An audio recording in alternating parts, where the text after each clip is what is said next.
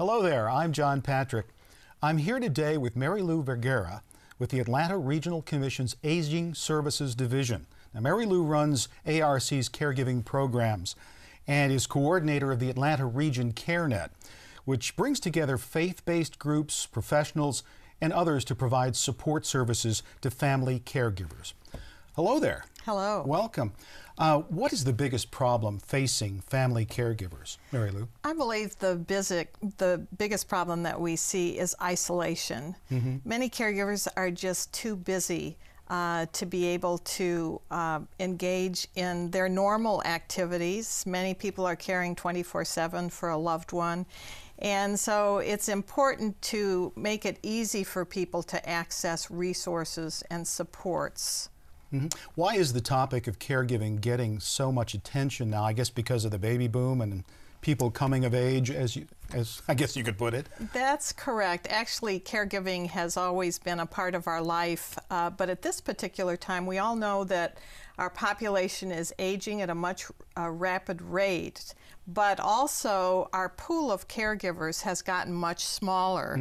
We have smaller families. People have had less children over the years. Families are more mobile.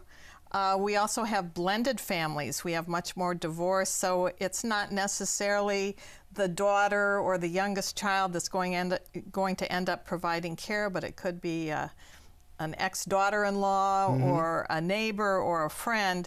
So that whole dynamic of who is going to provide care has shifted dramatically. And many of the caregivers are female now, too. Yes. I think, what was it, over 80% or something like that? It's actually about 74%. But also, we do see the number of male caregivers increasing dramatically. So really? There are many more male caregivers. Now, it used to be the focus was on the person who receiving the care, whether it was medical or whether it was, you know, a person with a mental disability. That's changed now. The focus is on the harm that can come to the caregiver. Yes, because many caregivers, in fact, most caregivers are experiencing some level of stress from the activity of caregiving, and in some cases it can be quite severe. And so that's of great concern to us, and actually through advocacy efforts of many people over the last decade. 5 years ago there was actually legislation with the reauthorization of the Older Americans Act, which is responsible for the majority of our public services for older adults. There was the creation of the National Family Caregiver Support Program. And this actually placed the focus of services on the caregiver. And so this has really been a paradigm shift to move from the focus on the person receiving the care to now say, well, perhaps caregivers themselves are in need of services. So that's now where we are moving. We're actually in the process of making that transition, but now there are actually funds available to fund programs that would provide services for caregivers. So we really want caregivers to hear that message. What are some of the gaps in services that you've observed for caregivers? Well, most caregivers are in need of what we call respite, which in simpler terms would just say giving them a break, giving them a rest. And that's different for different people. For some people, it may be getting out of the home, to go have lunch with a friend, to go to a movie, to go get their hair cut.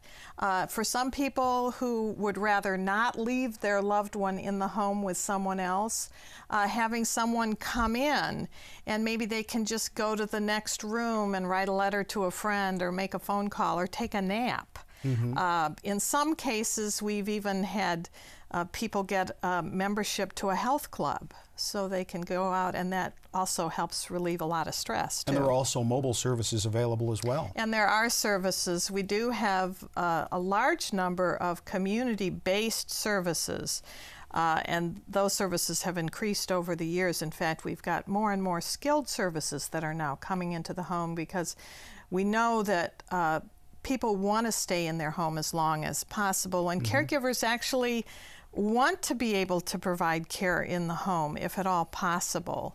Now, it's important that you tell me about the Area Agency on Aging that ARC is involved with, because that can help people who have relatives around the country. Yes, actually, even though we're known as the Atlanta Regional Commission, many people don't know that within the ARC there's a very large aging division, and we are what's called the Area Agency on Aging, which is part of a national network.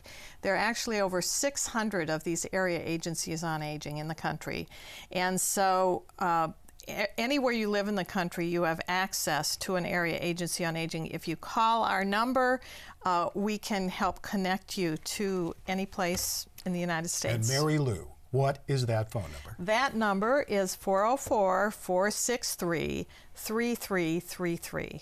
Mary Lou Vergara with the Aging Services Division of the Atlanta Regional Commission, thank you so much for being with us. And again, if you would like to know more, there is a website, www.agewiseconnection.com.